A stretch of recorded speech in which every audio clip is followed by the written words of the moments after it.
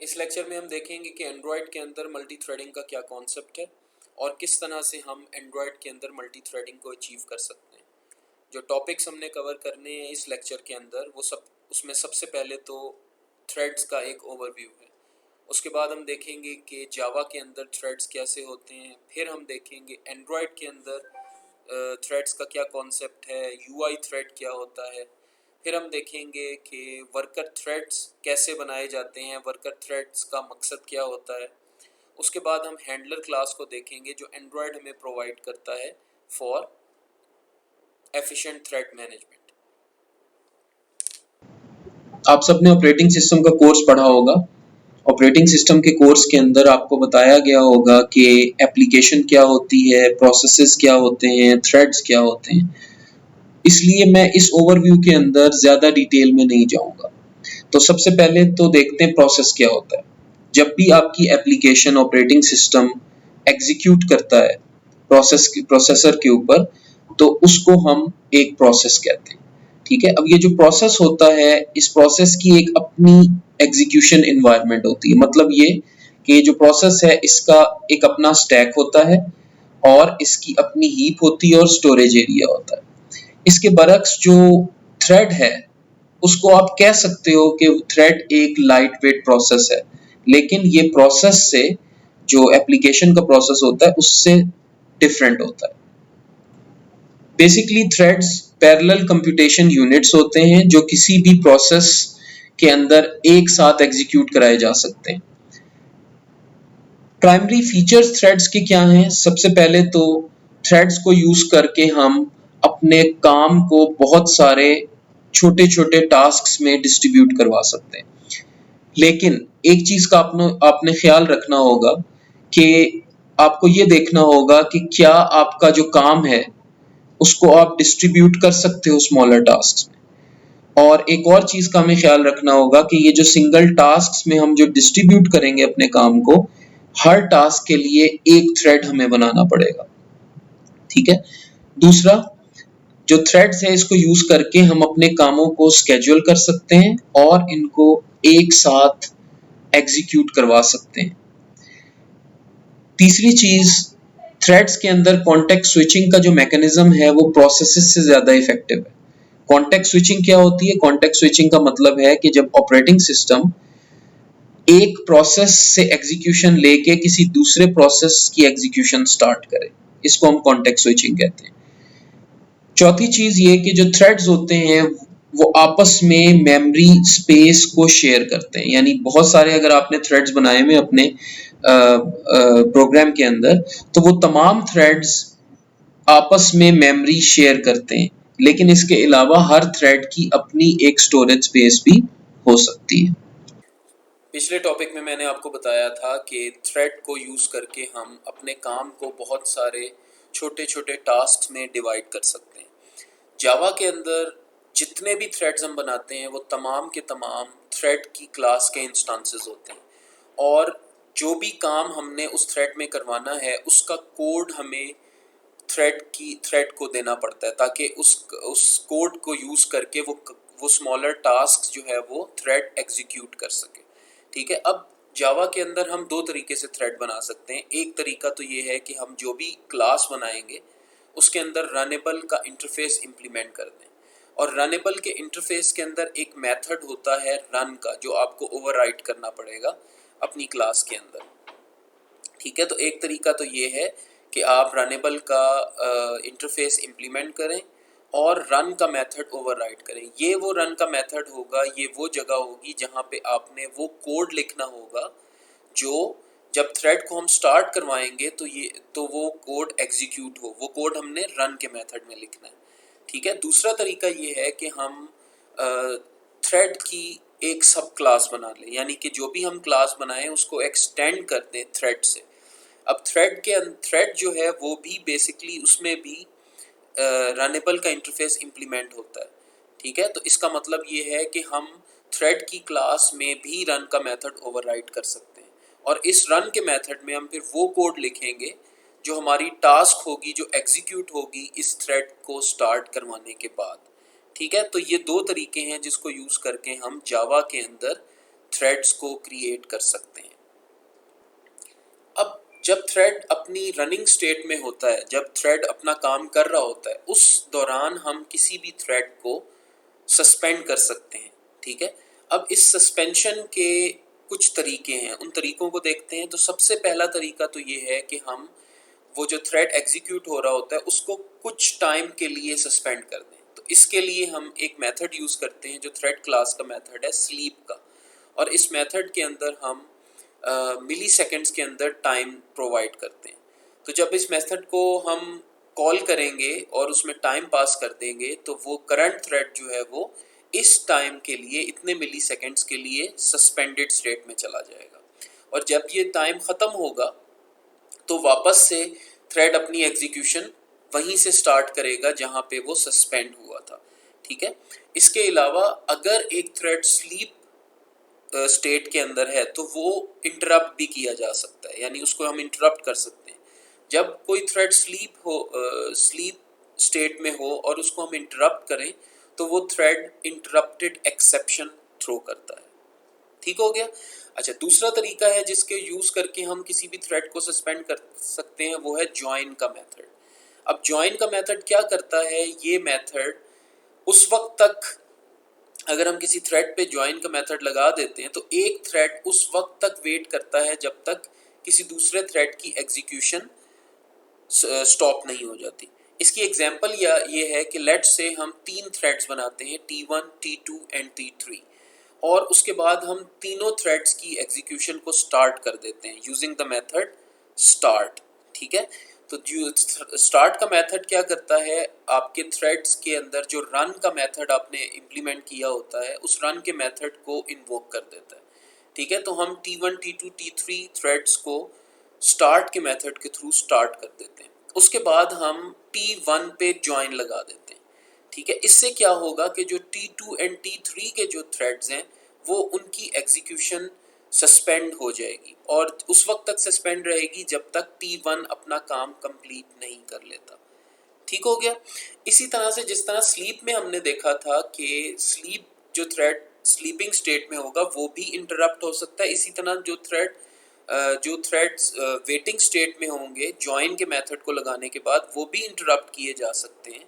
और जब ये थ्रेड इंटरप्ट होंगे तो वो भी इंटरप्टेड एक्सेप्शन थ्रो कर सकते हैं। जो तीसरा तरीका है थ्रेड की सस्पेंशन का, उसको हम एक स्पेसिफिक सिनेरियो के अंदर यूज़ करते हैं। और वो सिनेरियो क्या है कि जब हम अपने काम को बहुत सारे स्मॉलर टास्क्स में डिवाइड करते हैं और हर टास्क के लिए हम एक थ्रेड बनाते हैं। ठीक है, और वो जो टास्क्स हमने डिवाइड किए हैं, जो काम हमने डिवाइड किया है मुख्तलिफ टास्क्स में, वो एक दूसरे के ऊपर डिपेंडेंट है। अगर इस तरह का सिनेरियो है तो फिर जितने थ्रेड्स हम बनाएंगे उन थ्रेड्स के दरमियान कोऑर्डिनेशन बहुत ज़रूरी होती है। ठीक है, तो अगर इस तरह का सिनेरियो है कि आपके जो टास्क्स हैं वो कोऑर्डिनेटेड हैं तो उस केस में हम जो तीसरा तरीका है सस्पेंशन का उसको हम अप्लाई करते हैं। और इस तरीके को यूज़ करने के लिए हम जो इम्प्लीमेंटेशन करते हैं वो गार्डेड ब्लॉक्स के थ्रू करते हैं। अब गार्डेड ब्लॉक्स क्या होते हैं? गार्डेड ब्लॉक एक ऐसा ब्लॉक है कोड के अंदर जो आप बनाते हो जो उस वक्त तक अपनी एग्जीक्यूशन आगे नहीं लेके जाता जब तक कि एक स्पेसिफिक कंडीशन ट्रू नहीं हो जाती। ठीक है, अब जैसे कि जो कोड राइट पे गिवन है उसके अंदर एक मेथड है गार्डेड जॉय का, और उस मेथड के अंदर मैंने एक गार्डेड ब्लॉक बनाया है। और वो गार्डेड ब्लॉक कहाँ से स्टार्ट हो रहा है? ये जो वाइल लूप है और इसके अंदर एक कंडीशन है जो चेक हो रही है जॉय की। ठीक है, ये गार्डेड ब्लॉक है। तो ये गार्डेड ब्लॉक कब तक एग्जीक्यूट होता रहेगा? जब तक जॉय फॉल्स रहेगा, यानी कि जब तक जॉय फॉल्स है ये वाला लूप चलता रहेगा और इस लूप के अंदर जो भी काम है वो होगा।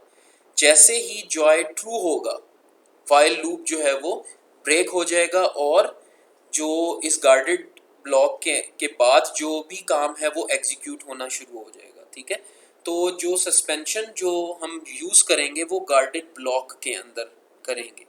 ठीक है, अब ये जो मेथड आपको नज़र आ रहा है गार्डेड जॉय का, और इसके बाद एक और मेथड होगा नोटिफाई जॉय का। ये दोनों मेथड वो काम हैं जो आपने थ्रेड्स के थ्रू करवाने हैं। यानी एक थ्रेड गार्डेड जॉय का मेथड यूज करेगा, दूसरा थ्रेड नोटिफाई जॉय का मेथड यूज करेगा। ठीक है, यानी हमारा एक काम है, एक क्लास होगी, उस क्लास के अंदर दो मेथड्स हैं, guarded Joy and notify Joy. एक में उसी काम को हमने दो पोर्शंस में डिवाइड कर लिया, उनको लिए दो थ्रेड्स बना लिए। एक थ्रेड गार्डेड जॉय का मेथड यूज करेगा, दूसरा थ्रेड नोटिफाई जॉय का मेथड यूज करेगा। ठीक है, अब गार्डेड जॉय का जो मेथड है, इसके अंदर हमारे पास एक गार्डेड ब्लॉक है और उसके अंदर एक कंडीशन है। वो कंडीशन जब तक ट्रू नहीं होगी उस वक्त तक ये गार्डेड ब्लॉक जो है वो क्या करेगा, अब काम की एग्जीक्यूशन आगे नहीं बढ़ाएगा। ठीक है, जैसे ही वो कंडीशन ट्रू होगी गार्डेड ब्लॉक खत्म होगा और काम आगे बढ़ जाएगा। ठीक है, तो जो थ्रेड गार्डेड जॉय को यूज करेगा वो क्या करेगा, वो गार्डेड ब्लॉक के अंदर जॉय की कंडीशन को ट्रू होने का इंतजार करेगा। अगर जॉय जो है वो फॉल्स है, हम लूप के अंदर आएंगे और हम आप यहाँ पे देखो इसके अंदर ये वेट का मेथड कॉल हुआ है। वेट का मेथड ऑब्जेक्ट की क्लास का मेथड है, लेकिन ये जो मेथड है ये करंट थ्रेड को सस्पेंड कर देता है। ठीक है, यानी जो भी थ्रेड गार्डेड जॉय का मेथड यूज कर रहा होगा वो थ्रेड वेट उस थ्रेड पे हम वेट कॉल कर देंगे और वो थ्रेड सस्पेंड हो जाएगा। कब तक सस्पेंड हो जाएगा, जब तक दूसरे थ्रेड्स नोटिफाई नहीं कर देते। ठीक है, तो अब क्योंकि जॉय की कंडीशन फॉल्स थी, गार्डेड ब्लॉक के अंदर हम आ गए थे। गार्डेड ब्लॉक में हमने क्या किया, करंट थ्रेड को हमने वेट करवा दिया। ठीक है, अब थ्रेड जो है वो वेटिंग कंडीशन में, अब दूसरे थ्रेड की बारी आती है। दूसरा थ्रेड नोटिफाई जॉय का मेथड यूज करता है। ठीक है, अब दूसरा थ्रेड क्या करेगा, नोटिफाई जॉय का मेथड यूज करेगा। नोटिफाई जॉय में आप देखो जॉय को हम ट्रू कर रहे हैं। जैसे ही हम जॉय को ट्रू करेंगे तो दूसरी तरफ जो दूसरा थ्रेड था जो कि गार्डेड ब्लॉक में था वो वेट कर रहा था। ठीक है, अब जैसे ही हमने इसको ट्रू किया तो हम दूसरा थ्रेड जो है और साथ ही नोटिफाई ऑल भी कर दिया। ठीक है, तो नोटिफाई ऑल क्या करेगा, जितने भी थ्रेड्स वेटिंग में थे वो तमाम के तमाम अपनी काम दोबारा से स्टार्ट करेंगे। जब काम दोबारा से स्टार्ट करेंगे तो जो पहला थ्रेड जो सस्पेंडेड उसमें था, वो दोबारा से गार्डेड जॉय को कॉल करेगा। अब क्योंकि वहां पे हमने जो जॉय की कंडीशन है वो ट्रू कर दी थी, तो वाइल का जो गार्डेड ब्लॉक हमने बनाया था इसमें वो कंडीशन क्योंकि जॉय की ट्रू है, तो इसका मतलब है अब दोबारा से वाइल में नहीं आएगा और वेट नहीं करेगा थ्रेड, बल्कि गार्डेड ब्लॉक से बाहर जो प्रिंट एलन की स्टेटमेंट है वो एग्जीक्यूट हो जाएगी। ठीक है, तो इस तरह से हम इस सिनेरियो के अंदर तीसरी टाइप की जो सस्पेंशन है उसको यूज कर सकते हैं। ठीक है, इसके लिए हम एक एग्जांपल देखते हैं जो कि प्रोड्यूसर कंज्यूमर की एग्जांपल है, जो कि एक बहुत मशहूर एग्जांपल है, ऑपरेटिंग सिस्टम में भी आप लोगों ने देखी होगी। उस एग्जांपल को हम एंड्रॉयड के अंदर इम्प्लीमेंट करते हैं और उसकी इम्प्लीमेंटेशन को देखते हैं कि ये गार्डेड ब्लॉक्स कैसे वर्क करते हैं। प्रोड्यूसर कंज्यूमर की एग्जांपल हम देखते हैं। इस प्रोड्यूसर कंज्यूमर एग्जांपल में मेरे पास टोटल 4 क्लासेस हैं। एक मेरी मेन एक्टिविटी की क्लास है जिसके अंदर मैं अपनी टास्क भी बनाऊंगा और उस टास्क को के लिए 2 थ्रेड्स बनाऊंगा और दोनों थ्रेड्स को स्टार्ट भी करूंगा। ठीक है, फिर मेरे पास एक ड्रॉप के नाम की क्लास है जो बेसिकली मेरी टास्क है, जिसको मैंने डिवाइड किया है स्मॉलर पोर्शंस में। यानी कि ये जो टास्क है मेरी ड्रॉप की, ये जो काम है ये प्रोड्यूसर और कंज्यूमर थ्रेड्स दोनों मिल के इसके ऊपर वर्क करेंगे। ठीक है, यानी कोऑर्डिनेशन ज़रूरी है प्रोड्यूसर और कंज्यूमर की इस काम को करने के लिए। ठीक हो गया। अब इस काम के अंदर ये जो मेरे पास क्लास है इसके अंदर मेरे पास 2 मेथड्स हैं। एक मेथड है टेक और दूसरा मेथड है पुट का। ठीक है, टेक का जो मेथड है ये कंज्यूमर की जो थ्रेड है वो इस मेथड को यूज़ करेगा, और जो पुट का मेथड है ये प्रोड्यूसर का जो थ्रेड है वो इस मेथड को यूज़ करेगा। ठीक है, बेसिक काम इन दोनों का क्या है, प्रोड्यूसर कोई मैसेज प्रोड्यूस करेगा और उसको मैसेज को पुट कर देगा। कंज्यूमर उस मैसेज को टेक करेगा और उस मैसेज को प्रिंट कर देगा। ठीक है, ये 2 काम है प्रोड्यूसर और कंज्यूमर के इस एग्जाम्पल के अंदर। ठीक, अब इन दोनों मेथड्स में अगर आप देखो तो मैंने गार्डेड ब्लॉक्स बनाए हुए। एक गार्डेड ब्लॉक ये है, दूसरा गार्डेड ब्लॉक ये है, और मैं आपको लेक्चर में बता चुका हूँ कि गार्डेड ब्लॉक हम क्यों बनाते हैं। अब इसमें उसकी इम्प्लीमेंटेशन देखते हैं। ठीक हो गया। अच्छा, अब वापस आते हैं मेन क्लास में। मेन क्लास में सबसे पहले तो मैंने अपने काम का ऑब्जेक्ट बनाया, यानी जो काम मैंने करवाना है इन थ्रेड्स के थ्रू उसका ऑब्जेक्ट बनाया। उसके बाद दो थ्रेड्स, प्रोड्यूसर का और कंज्यूमर का, इन दोनों को मैंने क्रिएट किया और इनको मैंने स्टार्ट कर दिया। ठीक है, तो सबसे पहले थ्रेड प्रोड्यूसर का थ्रेड बनाया, उसको स्टार्ट किया। कंज्यूमर का थ्रेड बनाया, उसको स्टार्ट किया।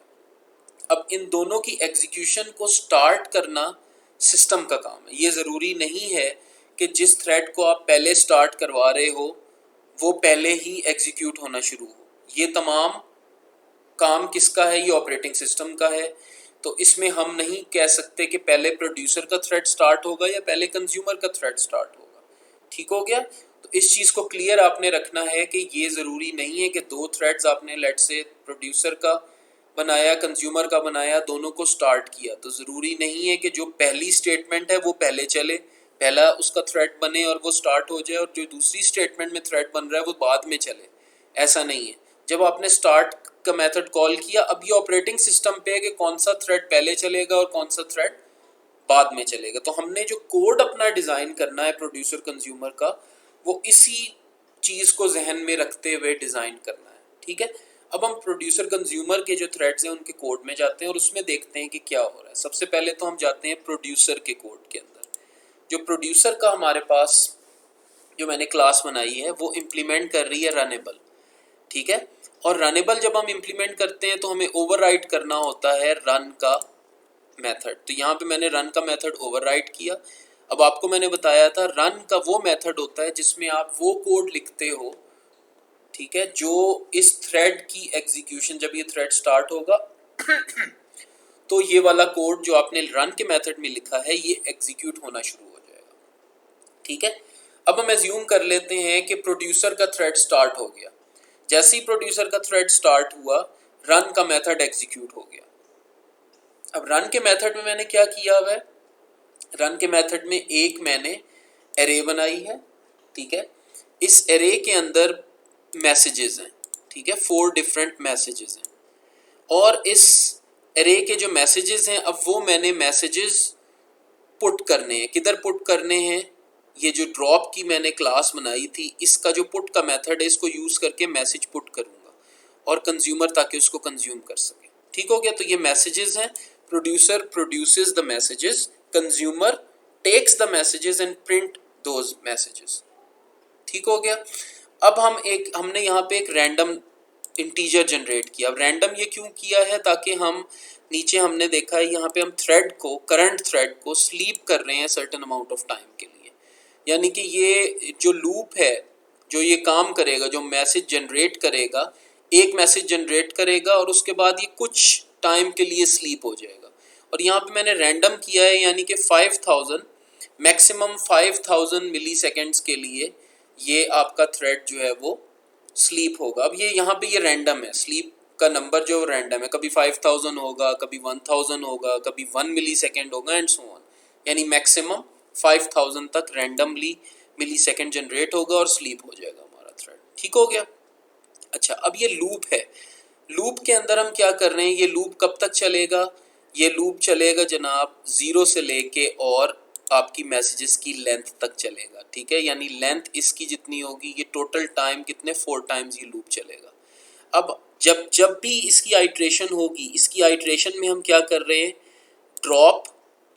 ठीक है, जो वो क्या है, जो वो टास्क है जो मेन एक्टिविटी ने स्टार्ट की और जिसके ऊपर ये दोनों प्रोड्यूसर कंज्यूमर थ्रेड कोऑर्डिनेटेड है। ठीक है, और जिसके अंदर वो गार्डेड ब्लॉक्स भी मौजूद हैं। ठीक हो गया। अब ड्रॉप का रेफरेंस यूज़ करके पुट का मेथड कॉल किया और मैसेज जो भी यहाँ पे पहला मैसेज है, जैसे मेयर्स ईट्स ओट्स, ये वाला मेथड मैसेज है, पहला मैसेज ये पुट कर दिया जाएगा। अब जैसे ही पुट किया जाएगा, ठीक है, ये मेथड पुट होगा। पुट करने के बाद कहाँ पे आएंगे हम? ये वाला इधर आएंगे, इस क्लास के अंदर पुट का मेथड है यहाँ पे। ठीक है। अब इस क्लास में इनिशियली जो आपकी एम्प्टी की जो कंडीशन है, जो गार्डेड ब्लॉक में हमने चेक करनी है, इनिशियली वो ट्रू है। पुट के मेथड में हम क्या चेक कर रहे हैं? Not empty. नॉट एम्प्टी क्या, इसका मतलब क्या, एम्प्टी ट्रू है, नॉट फॉल्स, यानी वाइल जो है इसके अंदर हम नहीं आएंगे। ठीक है, पुट के मेथड जब कॉल होगा फर्स्ट टाइम इनिशियली प्रोड्यूसर ने कॉल किया पुट, उसके अंदर मैसेज पास किया, यहाँ पे हमने कंडीशन चेक की, ये गार्डेड ब्लॉक है। गार्डेड ब्लॉक के अंदर हम नहीं जाएंगे बल्कि ये मेथड अपनी एग्जीक्यूशन कंटिन्यू रखेगा, एम्प्टी को फॉल्स करेगा। अब क्योंकि इसने एक काम कर दिया है, एक मैसेज इसने पुट कर दिया है, अब ये क्या करेगा, ये एम्प्टी को फॉल्स कर देगा ताकि ताकि क्या हो सके, दूसरा वाला जो थ्रेड है जो वेट कर रहा हो, वो थ्रेड जो है वो मैसेज को टेक करके वो प्रिंट कर दे। ठीक, उसके बाद में मैसेज सेट कर रहा है और उसके बाद नोटिफाई ऑल कर रहा है। नोटिफाई ऑल क्या करता है, जितने भी थ्रेड्स वेटिंग होते हैं, वेट में होते हैं, वो तमाम रिज्यूम करना शुरू कर देते हैं अपने काम को। ठीक हो गया, तो ये मेथड ये काम कर रहा है। अब इसी तरह से मेन एक्टिविटी में हमने दूसरा थ्रेड भी बनाया था कंज्यूमर का, उस कंज्यूमर को भी हमने स्टार्ट किया था। ठीक है, अब कंज्यूमर के थ्रेड के अंदर जो रन का मेथड है उसके अंदर हम क्या कर रहे हैं, उसमें भी एक लूप है और उस लूप में वो लूप कब तक चलता है, जब तक के इसके अंदर जो मैसेज आ रहा है वो डन के इक्वल ना हो जाए। और ये डन कहाँ पे है, ये जब यहाँ पे प्रोड्यूसर अपना काम फिनिश कर देगा तो सबसे आखिरी जो स्टेटमेंट है that is drop dot put done, यानी कि अब थ्रेड खत्म हो गया, इसका ये मतलब है। ठीक है, और ताकि वो प्रोड्यूसर को भी पता, कंज्यूमर को भी पता लग जाए कि मैसेजेस सारे आ चुके हैं और प्रोड्यूसर भी, कंज्यूमर भी अपना काम खत्म कर ले। ठीक है, तो अब पहली दफा जब ये चलेगा, ये ड्रॉप डॉट टेक कॉल करेगा, मैसेज आएगा मेरे पास। ठीक है, अब कंज्यूमर क्या करता है, जो मैसेज प्रोड्यूसर ने पुट किया होता है कंज्यूमर उसको टेक करेगा। ठीक है, अब अगेन ड्रॉप के अंदर टेक में हम जाते हैं। ठीक है, अब इस वक्त आप देख सकते हो कि उस वक्त उधर मैंने क्या किया था, जब ये पुट का मेथड कॉल हुआ तो एम्प्टी जो कि कंडीशन थी हमारी उसको मैंने फॉल्स कर दिया था। अब जब टेक का मेथड कॉल होगा, टेक के मेथड में भी सबसे पहले गार्डेड ब्लॉक की कंडीशन चेक हो रही है। अगर ये कंडीशन ट्रू होगी, ठीक है, तो हम गार्डेड ब्लॉक में आ जाएंगे और कंज्यूमर का थ्रेड वेट करेगा। कब तक वेट करेगा, जब तक प्रोड्यूसर प्रोड्यूस नहीं कर देता। जब प्रोड्यूसर प्रोड्यूस करके नोटिफाई ऑल करेगा, ठीक है, और साथ ही एम्प्टी फॉल्स कर देगा, तो फिर ये गार्डेड ब्लॉक जो है वो इस गार्डेड ब्लॉक में वेट नहीं आएगा, बल्कि गार्डेड ब्लॉक में आपका जब ये टेक मेथड कॉल होगा गार्डेड ब्लॉक के अंदर हम नहीं आएंगे, बिकॉज एम्प्टी की जो कंडीशन है वो यहाँ पे फॉल्स थी। ठीक है, अब फॉल्स थी, गार्डेड ब्लॉक में हम नहीं आएंगे, एग्जीक्यूशन स्टार्ट होगी, हम यहाँ आ जाएंगे एम्प्टी इक्वल्स ट्रू। ठीक, अभी एम्प्टी क्या था, प्रोड्यूसर ने उसको फॉल्स किया था, गार्डेड ब्लॉक में हम नहीं आए, एम्प्टी ट्रू कर दिया। अब ट्रू क्यों किया, ताकि प्रोड्यूसर अब प्रोड्यूस कर सके दोबारा से। ठीक है, अब उसके बाद नोटिफाई ऑल किया। अब ये नोटिफाई किसके लिए है, ये प्रोड्यूसर का थ्रेड अगर वेट कर रहा है तो क्या करेगा, कंज्यूमर कंज्यूम करके मैसेज को प्रोड्यूसर के थ्रेड जो वेट कर रहा होगा उसको नोटिफाई कर देगा, ताकि प्रोड्यूसर अपना काम जो है वो दोबारा से स्टार्ट कर सके। ठीक है, और इस मैसेज को यहाँ से रिटर्न कर दिया जाएगा। अब ये मैसेज जो रिटर्न होगा, ठीक हो गया, वो यहाँ पे आएगा। ठीक है, इसके अंदर हम आ जाएंगे और इस मैसेज को मैं क्या करवा रहा हूँ, जो हमारी जो यूज़र इंटरफेस के अंदर जो एडिट टेक्स्ट था उसके ऊपर मैं इस मैसेज को प्रिंट करवा रहा हूँ। ठीक हो गया जी। अच्छा, इस तरह से प्रोड्यूसर और कंज्यूमर आपस में कोऑर्डिनेट होके काम करते हैं। प्रोड्यूसर क्या करता है, प्रोड्यूस करता है मैसेज को, प्रोड्यूस करने के बाद वो क्या प्रोड्यूसर क्या करेगा, एक स्टेटमेंट जो कंडीशन है जो गार्डेड ब्लॉक में चेक होनी है उस कंडीशन की वैल्यू को चेंज करेगा और नोटिफाई ऑल कर देगा। नोटिफाई क्यों करते हैं, ताकि कंज्यूमर अगर वेट कर रहा हो कंज्यूम करने के लिए, तो वो अपना काम स्टार्ट कर सके। फिर कंज्यूमर क्या करेगा, कंज्यूमर कंज्यूम करेगा और उसके बाद अगेन वो उस कंडीशन को चेंज करेगा जो कि गार्डेड ब्लॉक में चेक होती है, और उसके बाद नोटिफाई ऑल कर देगा। अब ये नोटिफाई क्यों करेगा कंज्यूमर, ताकि प्रोड्यूसर जो प्रोड्यूस करने के बाद वेट कर रहा है, ठीक है, वो वेटिंग से जो है वेटिंग स्टेट से बाहर आके दोबारा से प्रोड्यूस करना शुरू कर दे, और इस तरह से कोऑर्डिनेशन में प्रोड्यूसर और कंज्यूमर चलते रहते। प्रोड्यूसर कंज्यूमर की एग्जांपल हमने देख ली। इस एग्जांपल के अंदर मैंने आपको डिटेल में बताया है कि क्या करना था, क्या हमारी टास्क थी, किस तरह से हमने उसको डिवाइड किया, गार्डेड ब्लॉक्स को कैसे यूज़ किया, थ्रेड्स कैसे बनाए, ठीक है, थ्रेड्स को स्टार्ट कैसे किया, रन का मेथड क्या होता है, ये सारी चीज़ें हमने देख ली हैं। अब हम देखते हैं ये जितने भी मेथड्स हमने यूज़ किए हैं जावा के अंदर, ये जो थ्रेड है हमारा, इसकी स्टेट इन मेथड्स के हिसाब से क्या होती है, ठीक है। तो ये डायग्राम जो है ये हमें बता रही है कि थ्रेड जो जावा के अंदर जो थ्रेड्स हैं उनकी मुख्तलिफ स्टेट्स क्या होती हैं, ठीक। तो सबसे पहले तो जब हम किसी भी थ्रेड को स्टार्ट करते हैं तो थ्रेड जो है वो रनिंग स्टेट के अंदर आ जाता है, ठीक है। थ्रेड को जब हम स्टार्ट करते हैं थ्रेड की स्टेट रनिंग हो जाती है, यानी कि थ्रेड अब एग्जीक्यूट करना शुरू करता है। और जब थ्रेड एग्जीक्यूट करता है तो वो कौन सा मेथड है जहाँ पे उसकी एग्जीक्यूशन होती है, वो है रन का मेथड। रन के मेथड के अंदर जो भी कोड आपने लिखा होगा वो उस थ्रेड के अंदर उस थ्रेड का काम होगा, ठीक है। जब थ्रेड का रन का मेथड कंप्लीट हो जाएगा तो उसके बाद थ्रेड डेड स्टेट में चला जाएगा या कंप्लीटेड स्टेट में चला जाएगा। जब एक दफ़ा थ्रेड अपना काम कंप्लीट कर दे तो वो वापस रिज्यूम नहीं कर सकता, ठीक है। यानी कि डेड स्टेट वो स्टेट है जिसके बाद, जो सस्पेंडेड स्टेट नहीं है, वो अब थ्रेड जो है वो उसने काम कंप्लीट कर लिया है, अब वो दोबारा से वापस रनिंग स्टेट में नहीं जा सकता, ठीक हो गया। तो जब रन का मेथड कंप्लीट होगा, लेकिन रन के मेथड के दौरान यानी इस रनिंग स्टेट के दौरान हम अपने थ्रेड को सस्पेंड कर सकते हैं। और सस्पेंशन के हमने मेथड्स देखे हैं, बहुत सारे हैं। वेट का मेथड है, ठीक है। वेट का मेथड है, एक थ्रेड वेट करेगा, दूसरा थ्रेड जब तक नोटिफाई या नोटिफाई ऑल नहीं कर देता मेथड जो है वो वेटिंग करता रहेगा, वेटिंग स्टेट में चलता रहेगा। जैसे ही कोई दूसरा थ्रेड नोटिफाई करेगा ये थ्रेड वेटिंग से दोबारा से रनिंग स्टेट में आ जाएगा, ठीक हो गया। फिर दूसरा है स्लीप का मेथड। स्लीप में हम मिली सेकेंड्स में टाइम देते हैं। करंट थ्रेड जो रनिंग में था वो सम टाइम पीरियड के लिए स्लीप हो जाएगा, सस्पेंड हो जाएगा, और उसके बाद जैसे ही वो टाइम पीरियड ख़त्म होगा तो वापस रनिंग स्टेट में चला जाएगा। और फिर हमने ज्वाइन का मेथड देखा था कि एक थ्रेड जो कि ज्वाइन करता है बाकी थ्रेड्स, वो वेटिंग में स्लीपिंग स्टेट में चले जाते हैं, और जैसे ही वो थ्रेड अपना काम ख़त्म करता है तो बाकी थ्रेड्स वापस दोबारा से रनिंग स्टेट में आ जाते हैं। तो ये तो एक डायग्राम है जो डिपिक्ट कर रही है उन तमाम स्टेट्स को जो जावा का थ्रेड जिनके अंदर होता है एक स्पेसिफिक एग्जीक्यूशन टाइम के दौरान।